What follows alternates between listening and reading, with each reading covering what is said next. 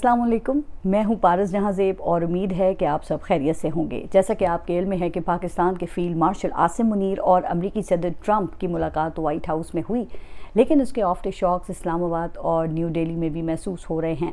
अब दोनों ममालिक के प्रधानमंत्री मुश्किल में पड़ गए हैं, सख्त बेचैन हैं और होना भी चाहिए। हाँ, अगर किसी की खाल मोटी हो तो वो अलग बात है, लेकिन इस हकीकत से तो इनकार नहीं किया जा सकता कि एक मुलाकात के नतीजे में प्राइम मिनिस्टर मोदी और प्राइम मिनिस्टर शहबाज शरीफ की क्रेडिबिलिटी, लीडरशिप और लेजिटिमेसी पर सख्त सवालात उठ गए हैं।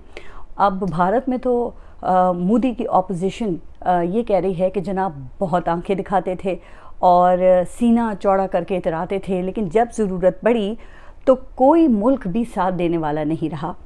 तो वो कहते हैं कि जी कहाँ गया वो हाउडी मोदी और आपकी बार ट्रंप सरकार का नारा लगाने वाला मोदी। तो अब ऐसे लग रहा है जैसे अचानक ऊपर से कोई स्काई लैब गिर गया हो, जिसके नीचे दबा नरेंद्र मोदी बाहर निकलने की भरपूर कोशिश कर रहा है, लेकिन जैसे ही बाहर निकलता है सदर ट्रंप पाँव के नीचे से मोदी के कारपेट खींच लेते हैं और मोदी फिर से मुंह के बल ज़मीन पर और तारे आसमान पर। अब तक कोई 15 दफ़ा मोदी के साथ ये पार्ट हो चुका है कि सदर ट्रंप एक ही बात करते हैं कि मैं वो शख्स हूँ जिसने पाक इंडिया जंग रुकवाई जो न्यूक्लियर की तरफ जा रही थी, और मज़ीद ये कि इंडिया में मोदी और पाकिस्तान में आसिम मुनीर ने मेरी बात मानी। फिर वो दोनों का शुक्रिया भी अदा करते हैं, लेकिन फिर जब वो ये कहते हैं कि आई लव पाकिस्तान तो फिर इंडिया की बोलती बंद हो जाती है।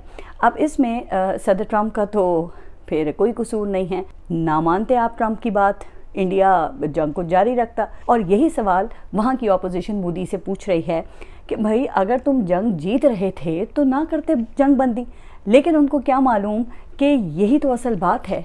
लेकिन बात है रुसवाई की, क्योंकि पाकिस्तान ने जंग में इंडिया को ऐसी फेंटी लगाई है जिसे अब उनके संजीदा मिलिट्री एक्सपर्ट्स भी मान रहे हैं। हाँ, वो इसका क्रेडिट चीन को देने की कोशिश करते हैं, तो जनाब ये बात दुरुस्त है कि पाकिस्तान ने चीन से हथियार लिए, लेकिन मसला सिर्फ हथियारों का नहीं है ना। और अगर मसला सिर्फ हथियारों का होता तो जनाब आप भी अमेरिका से ले लेते। वो F-35 5th generation fighter jet की ऑफ़र तो सदर ट्रंप ने इंडिया को की हुई थी ना, लेकिन इंडिया उस वक्त राफेल के खुमार में था। राफेल के जोर पर ही मोदी इंतखाबी स्टंट करने चला था, चूँकि इंडियन रियासत बिहार और कुछ दीगर इलाकों में अहम इलेक्शंस हो रहे थे, जिसके लिए बाकायदा फाइटर पायलट की वर्दी पहन के फ़ोटोशूट करवाया गया। और ये जो सारा ड्रामा था, इसकी जो डिटेल्स हैं वो आपको मैं अपने व्लॉग्स में बताती रही हूँ, लेकिन जनाब कुछ भी काम ना आया। एक तो इंडिया जंग हार गया, ऊपर से मोदी की अकड़ और जयशंकर की जेम्स बॉन्ड कैट वॉक, जो ना तो सदर ट्रंप को पसंद है और ना ही उनके लंच के साथी को। लिहाजा वही हुआ जो अक्सर मुंह के बड़बोलों के साथ होता है, जब वो मुंह के बल गिरते हैं तो फिर खाक ही चाटनी पड़ती है ना। पहले सदर ट्रंप ने फील्ड मार्शल आसिम मुनीर के साथ लंच किया, फिर 1 घंटे की रफाकत वो 2 घंटे तक तवील हो गई, और फिर रही सही कसर अमरीकी सदर ने मोदी और फील्ड मार्शल की ऑफिशियल पोजीशन बराबर करके पूरी कर दी। अच्छा, इस तरह एक तीर से 2 शिकार हो गए। दूसरा तो बेचारा कोलैटरल डैमेज में आ गया। अब वो कैसे, मैं अभी बाद में आपको ज़रा बताती हूँ उसके बारे में भी, लेकिन पहले ये बात मुकम्मल कर लूँ। तो जनाब फिर अमरीकी सदर ने नहले पर दहला यूँ फेंका कि ईरान इजराइल जंग जैसे अहम आलमी मसले पर पाकिस्तान से मुशावरत भी कर ली। दूसरी तरफ उन्होंने इंडिया को घास तक न डाली। फिर जिसका इतना असर हुआ कि गुज़िश्ता रोज़ बिहार की एक इंतखाबी रैली से खिताब में मोदी बड़कें भूल कर भरमबाजी पर मजबूर हो गया। लेकिन वो बिहार में कहते हैं ना कि जब तक समोसे में आलू रहेगा, इंडिया की सियासत में लालू रहेगा। तो लालू प्रसाद यादव बिहार के साबिक वज़ीर आला और इंडिया के साबिक रेलवे मिनिस्टर हैं। बिहार पहुंचने से पहले ही लालू प्रसाद ने अपनी एक्स पोस्ट में ये लिखा कि आज बिहार में झूठे दावों और ख्याली प्लाव की तेज़ बारिश होने वाली है। गरज चमक के साथ दिल फरेब वादों और झूठ के ओले गिरने वाले हैं, और बिहार की आवाम को पेश की इससे ख़बरदार किया जाता है। बस जी, फिर क्या था, इस वार्निंग के ऐन मुताबिक झूठ के ओले पड़े और सबसे पहले लालू प्रसाद पर ही गिरे। मोदी ने कहा कि लालू प्रसाद ने एक बहुत बड़े बुजुर्ग बाबा की तौहीन की है, इसलिए लोग उनको वोट ना दें। वैसे तौहीन तो लालू प्रसाद यादव ने मोदी की ही की थी, लेकिन मोदी ने लालू प्रसाद पर दिल्लतों के एक बड़े रहनुमा की तौहीन का इल्ज़ाम लगाया। अब जाहिर है कि अगर मोदी अपनी तौहीन का हवाला देता, दिल्लतों से वोट मांगता, तो नकद जूते पड़ने थे, क्योंकि यही वो शख्स है जिसने हिंदुओं की लो कास्ट दिल्लतों को आइन में दिया गया तहफ़्फ़ुज़ छीनने की कोशिश की थी, क्योंकि इस काम से ऊंची ज़ात के हिंदू या सिंह परिवार का वोट लेना था। अच्छा, मैंने पहले भी कहा था कि ये जो सारा चक्कर है ये वोट का है, जिसके लिए मोदी मज़हब की बुनियाद पे कत्ल से लेकर पड़ोसी मुल्क पे हमला तक कर चुका है। लेकिन अब ये अपने ही जाल में ऐसा फंस गया है कि इस वक्त फड़फड़ा रहा है और मोदी को समझ नहीं आती कि अब सदर ट्रंप को वो कैसे जवाब दे। इसी कश्मकश में मोदी ने सदर ट्रंप और लंच का जिक्र भी कर दिया है। कहा कि सदर ट्रंप ने लंच की दावत मुझे भी दी थी, लेकिन मैंने शुक्रिया के साथ उसे ठुकरा दिया है, क्योंकि मैंने आपके पास भगवान जगन्नाथ की धरती पर आने को तरजीह दी।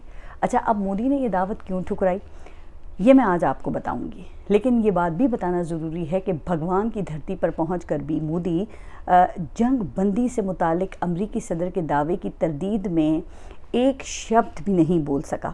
और बोलता भी कैसे? सदर ट्रंप ने मोदी की कमज़ोरी जो पकड़ ली थी, अब वो कमज़ोरी क्या है? तो वो कमज़ोरी है तिजारत की धमकी। चूँकि इंडियन माहिरीन का कहना ये है कि सुपर पावर्स की मईशत का मुकाबला करने के लिए इंडिया को अगले 10 साल तक, अगले 10 साल तक 7% मौशी तरक्की की रफ्तार से ग्रोथ करना ज़रूरी है, जिसके लिए अमन और अमेरिका से ताल्लुकात रखना मजबूरी बन गया है। लेकिन जनाब गोदी मीडिया की ऐसी कोई मजबूरी नहीं है। उन्होंने मोदी के दिल की बात खोल कर रख दी है, और वही बात है जिसकी तरफ मैंने अपने गुज़िश्ता व्लॉग में भी इशारा किया था। अब गोदी मीडिया ये कह रहा है कि मोदी को ख़तरा था कि कहीं अमेरिका बुलवाकर सदर ट्रंप उसको फील्ड मार्शल आसिम मुनीर के सामने ना बिठा दे, इसलिए मोदी ने रिस्क लेना मुनासिब नहीं समझा। चलें, ये तो हो गई एक प्राइम मिनिस्टर की कहानी। अब ज़रा आते हैं इस मुलाकात के दूसरे विक्टिम की जानिब, और वो कोई और नहीं, वो पाकिस्तान के वज़ीर आज़म शहबाज शरीफ हैं। उनसे सवाल हो रहा है कि अगर जंग के दौरान सब कुछ अमेरिका, नरेंद्र मोदी और फील्ड मार्शल के दरमियान तय हो रहा था, तो वो क्या कर रहे थे? हालांकि उसका जवाब वो एडवांस में दे चुके थे। वो तो ये बता चुके हैं कि जब उन्हें फ़ैसलों से आगाह किया गया तो वो उस वक्त सिचुएशन रूम में नहीं बल्कि स्विमिंग पूल में थे। लेकिन अब लगता है कि अमेरिका को उनके भरम का ख्याल आ गया है।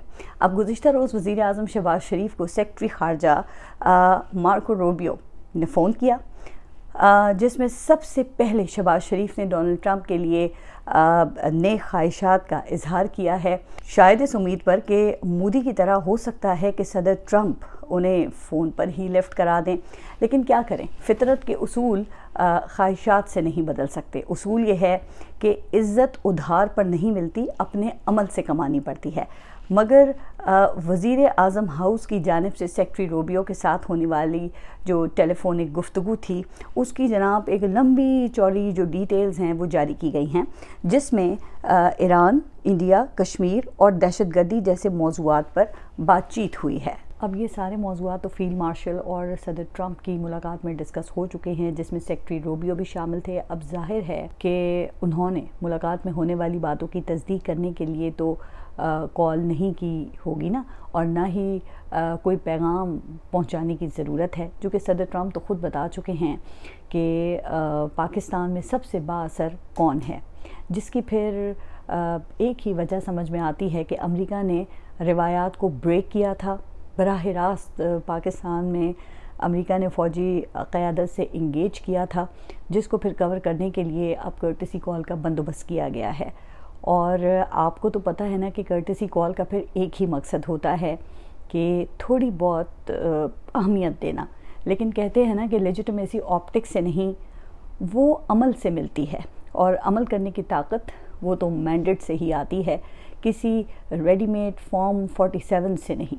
अच्छा, वैसे भी अमेरिका को वन विंडो मिल गई है, तो फिर किसी दूसरे या तीसरे शख्स की क्या अहमियत। बहरहाल व्हाइट हाउस की तर्जुमान ने पहले ही बता दिया था कि फील्ड मार्शल को मुलाकात के लिए बुलाने की वजह उनकी जानिब से पाक इंडिया जंग बंदी करवाने पर अमरीकी सदर को नोबेल इनाम देने की तजवीज़ थी। अच्छा, वैसे इस ख्वाहिश का इजहार अभी कोई 1-2 दिन पहले सदर ट्रंप ने अपने एक इंटरव्यू में भी किया है, और सदर ट्रंप की जानिब से ये कहा गया कि मुझे रवांडा, कॉन्गो, सर्बिया, कोसोवो और पाक इंडिया जंगबंदी पर अमन का नोबेल इनाम मिलना चाहिए, लेकिन ये लोग सिर्फ लिबरल्स को ही देते हैं, मुझे तो नहीं देंगे। अब जनाब, इससे पहले कि नोबेल इनाम कमेटी इस पर कोई रद्द अमल देती, हुकूमत पाकिस्तान ने कहा ये लें जी, हमारी सिफारिश कबूल करें। अभी 2 दिन पहले इस हवाले से हुकूमत पाकिस्तान ने एक एलामिया जारी किया है, जिसके मुताबिक अमरीकी सदर डोनाल्ड ट्रंप को 2026 के नोबेल अमन इनाम के लिए नामज़द करने की सिफारिश कर दी गई है।